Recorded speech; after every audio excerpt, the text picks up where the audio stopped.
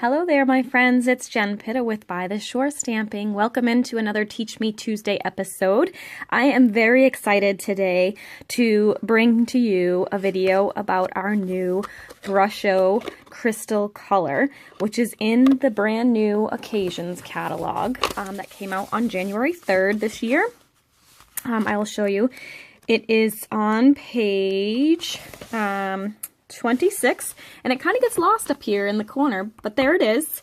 And it also gives you some tips and tricks right here in the catalog to use it, including when you first get it, how to set it up and get it ready to use. And I'll talk about that a little bit today. And then also this wonderful stamp set, which I'll be using today as well. So this is a brand new product for us. It's very exciting. So when you first get it, Stampin' Up suggests, and I followed their lead. I'm assuming it's from experience. You know, I always say, ask me how I know, because I do silly things and then I tell you not to do them because I learned from my mistakes and want you not to do that. So Stampin' Up since the beginning has told us that it's best if you don't actually open the cap, because the powder is so fine and it can just like explode all over the place very easily. So what you want to do is just take your, when you first get these, you're going to take your pokey tool, aka your paper piercer, which I can't find mine at the moment, or even like a thumbtack or something like that, and you're just going to poke a couple of holes in there. I did 3, so you're basically turning it into like a little salt shaker. These are the 5 colors we currently have. They're sold together, so you get all 5 when you purchase it. The crystal colors are, the Brusho Crystal Colors are not Stampin' Up exclusive colors, but they coordinate beautifully. Sorry, my brain wasn't thinking there for a second. We have Moss Green, Gamboge, which is like an orange, Prussian Blue, Brilliant Red, and Yellow. So it's basically your primary colors. All right, so let's go ahead and start playing. I'm going to show you 4 different techniques right now that you can use. I'm not going to finish any cards for you right on camera, but I am going to show you the finished results because the Brusho takes a little bit to dry. So I won't really be able to finish these cards until later. So I am using watercolor paper. This is what you're going to need to be able to do this. You're going to need your Brusho, you'll need your watercolor paper, and then some Aquapainters. 1 is fine, but they come in a set of 2 anyway, and I have a few here just because I'm going to be switching colors, and rather trying to clean them out, I'm just going to switch pens instead because that's a little bit easier. All right, so first thing I'm going to show you is the watercolor wash technique here, using Brusho. So there's 2 ways you can actually put Brusho onto the paper. You can start with the Brusho and then add water, or you can add water and then add Brusho.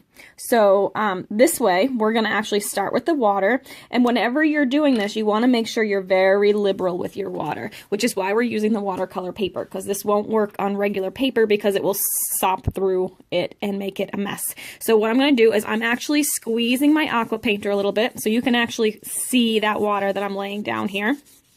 It doesn't look like I cleaned my pen very well. Sorry about that, but it'll all be good. It's a very forgiving technique, and it's super fun because it makes you feel like a kid again, because you're just gonna be playing and having fun. So I'm gonna go ahead and start with the blue. I think it's my favorite. So I've laid down all my color, and now I'm just gonna take this and sprinkle on my little blue, what's this called? Brusho Color Crystals. Crystal Color. There we go. And you don't need a whole lot. This powder is going to last you a really long time. Look at that kind of swirl and sparkle. What's really cool about this is you're going to get a different look every time you do it. So I have found that I prefer the way the finished sample looks when I let it air dry, so when I let it dry by itself, rather than heat setting it. But if you were in a big rush, you could absolutely heat set it, and that would totally work too. So there is the technique number 1. I'm just going to slowly move this off to the side. Another tip too, you can see how these are kind of pooling on the side because my cardstock is warped. So on these edges, you're getting pooling over there. If you tape this down to your surface and then wet it, it will keep it more flat and prevent that from happening. But it doesn't really bother me all that much, so I'm just letting it go. You can also kind of blot those little edges just to kind of get rid of that excess bubbling. But I'm going to leave it the way it is because I'm lazy like that. So here's the finished sample of one that I did like this. So I used the same technique. I actually did it this way, so you can see like the edges here where I did it, and you can see like the variation in color. And I did on this one add, so I did it with the yellow. I used the yellow, but then I also added a bit of the gamboge as well. So that's why you're getting those little pops of color. So after I let it do what I just did with the blue, like before it was all dried out and still had plenty of water in it, I dropped some of the gamboge on top of it. And so then you get those little like sprinkly looks in there as well. So this is the Amazing You stamp set. It was one of the free celebration sets with a $50 order. So these first two techniques that I'm showing you use just supplies that you could get for $50, and then you could get this stamp set for free. So if you purchase the Brusho, some watercolor paper, and the Aquapainters, that puts you over the $50, which means you could get this stamp set for free, and you could do this card just by that one order. All right, so next up, we're going to do the opposite. We're going to do the same thing we did before, but this time we're going to put the Brusho down first. So let's go ahead and do red this time. All right, so I'm just going to sprinkle the red right onto my cardstock. And these are super vibrant colors, so I really don't need a ton of powder, but I am going to be somewhat generous with it because I do like when it's really vibrant. All right, so that looks good. Now this time I'm going to take my Stampin' Spritzer. You get 2 of these in a package, and these are only like $3 or $4, I think, so you could easily add this on pretty inexpensively to your order if you were going to do this. Now I'm just going to go ahead and, again, we're going to saturate the paper with the water, and I'm just going to spray it on. I love the splatter look on this one. Right now it looks a little bit like blood, but I promise it looks really cool when it's dry, and I'm going to show you the finished sample for this one. So for this one, I did the gold embossed edges. I did like gilded edges. I white embossed the Celebrate, and I gold embossed the U, and then just popped a little bow on it. And I just love the look of this. This will be another great Valentine opportunity. I didn't use it for Valentine for this one, but I think maybe when this one dries, I will do that. But it's just such a fun, eclectic look. And what happens is every one of them is going to be different. So it doesn't matter how many times you do this, it's not going to look the same. All right, so let's set that one aside. Next up, I went ahead and I pre-embossed a white butterfly on here. So now I'm adding in this stamp set, which is the one I showed you in the catalog to begin with. It's an awesome stamp set, particularly for this technique. It's just so much fun. So for this one, I am going to use my Brusho like a watercolor ink. So what I'm going to do is I'm going to take one of my clear blocks, and I'm going to take, let's go with the orange. I'm going to sprinkle a little bit of the orange, or they call it gamboge. I'm going to sprinkle some of my gamboge on here. Sometimes you have to kind of like settle the powder so it will come out. There we go. And again, I don't need a ton. I'm going to take some of that off.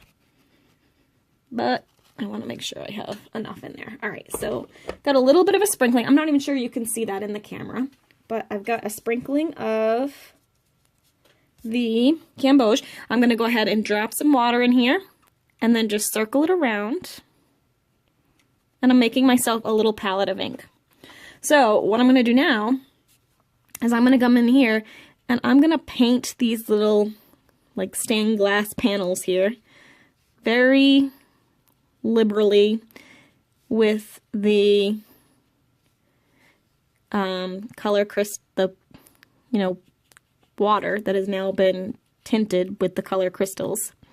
And I'm just going to go in here and I'm going to color in each of these. So you can shade and color just as you would in any other watercoloring medium. So you can add more vibrancy and more color by just letting it dry and then adding some more on there. And because like if you've got excess water, like you can see in this petal right here, that's probably going to turn out darker than the others because it's got more water there and it's seeping more in. And it just looks a little bit darker as it is. So we're just going to go through and you're going to paint all of these little bits and pieces. And because we heat embossed it with white, the ink is not going to stick to that embossed part of the image. So it's just going to lay right into the watercolor paper and absorb. So you're going to go ahead and you're going to keep layering on the color however you like. Then you would set this aside. You could add more color as it dries. And then when you're done, you can make something like this one. So I did the same thing with the rose on that one. I added some more color in here and there. And this one is cut out, fussy cut, and I made this cute little birthday card with it. So there's the third technique. Now the fourth way, I did the same thing. This time I embossed the butterfly again. And this time I'm going to take my aqua painter and I'm going to do the same thing we did before. So I told you in the beginning, you can do either start with the water and then add Brusho, or you can start with the Brusho and then add water. So on this one, we're going to actually put little pools of water in these little, I keep calling them windows. They're like stained glass windows to me. That's what they remind me of. The little segments of the butterfly. And you want to make sure you're using a good amount of water so that the color crystals will react, because if there's not enough water, they don't react at all or as much. So I'm just going in, and you can see that I've actually got like puddles here.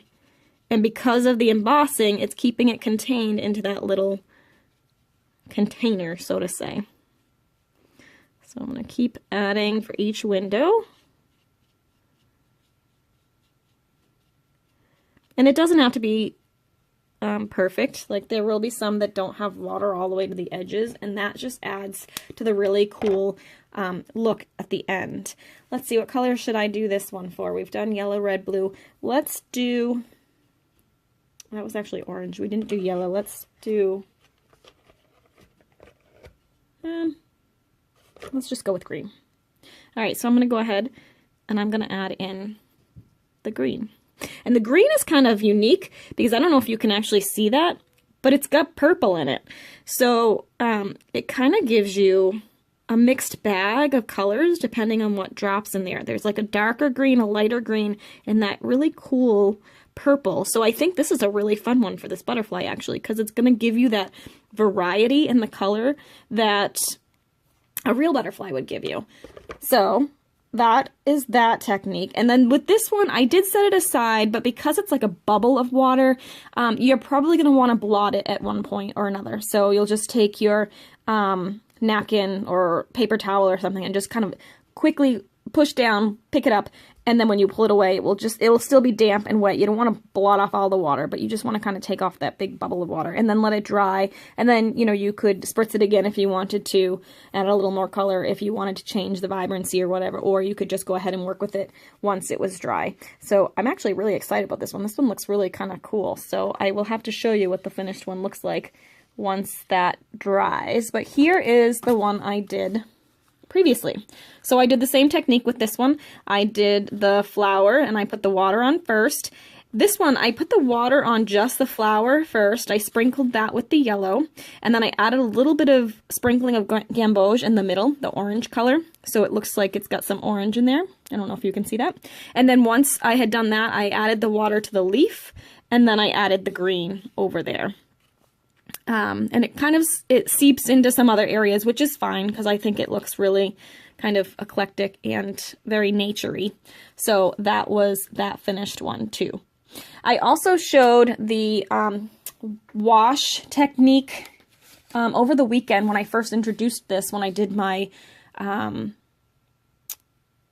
catalog launch, my Celebration Spotlight event on Facebook Live, I did a demo with Brusho, and I did the technique where you emboss with white, and then you actually color wash the whole thing with one of the colors. So you'd wash, once you've got it embossed, you take your aqua painter and you wash the whole paper like we did on the first card. And then you go ahead and sprinkle on the embossing powder. And then this was the finished sample that I got out of that one. So you can see there is a wide variety of outcomes from this one little tool, this one little product. So I'm falling in love, and I can't wait to make some more designs with the ones that I just made for you here. So I'll definitely stay tuned to the By the Shore stamping page, because I will share them all with you once they're finished. But yeah, it's a really super fun technique. And I mentioned that if you bought the Brusho, the Aquapainters, and the watercolor paper, you could get the Amazing You stamp set for free. If you were to add on some other stuff and you get to the next level, to get to the 100, you can actually get the Thinlit dies that cut out this Celebrate. We have Amazing, and then the U is actually also a die cut in that one too. So these would all work beautifully with this kind of stuff too. I mean, look how that just pops, just adding the really fun, intricate fonts to those pieces. All right, so that is it for today. I hope you enjoyed that, and hopefully you'll add the Brusho to your wish list, because it is a fantastic a fantastic product with lots of potential for projects, whether you're using cards, scrapbooking, or doing mixed media and art journaling, because that is actually a perfect tool for that as well. So thank you so much for watching. I'll see you next week for Teach Me Tuesday. Have a great week.